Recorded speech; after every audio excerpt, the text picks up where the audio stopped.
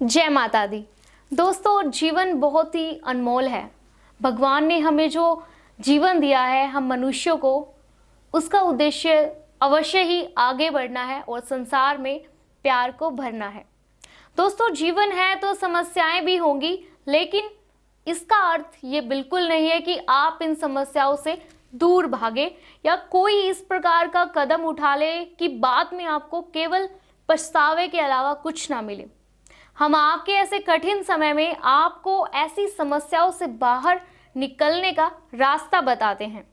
दोस्तों, जब आपका प्यार या आपके घर वाले आपसे दूर हो जाते हैं या आपकी बातों को अहमियत नहीं देते, आपको बिल्कुल अकेला छोड़ देते हैं। अकेलापन मनुष्य का सबसे बड़ा दुश्मन है। अकेलेपन में आपके मन में अनेक प्रकार के विचार आने लगते हैं, जिनमें अधिकतर ख्याल बुरे ही होते हैं।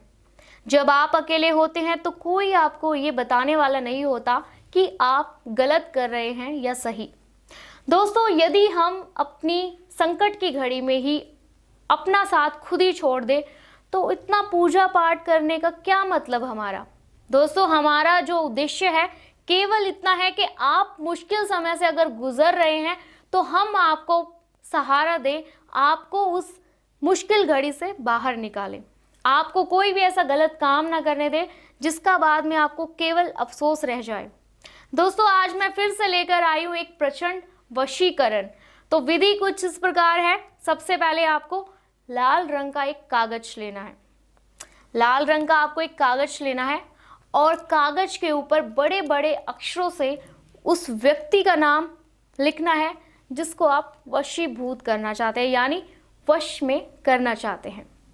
7 बार उस व्यक्ति का नाम लेकर दोनों आंखों को बार बार रखकर उस व्यक्ति को ध्यान में लाए, उसका ध्यान करना है। और याद रखें कि आंखों को आपको बंद रखना है।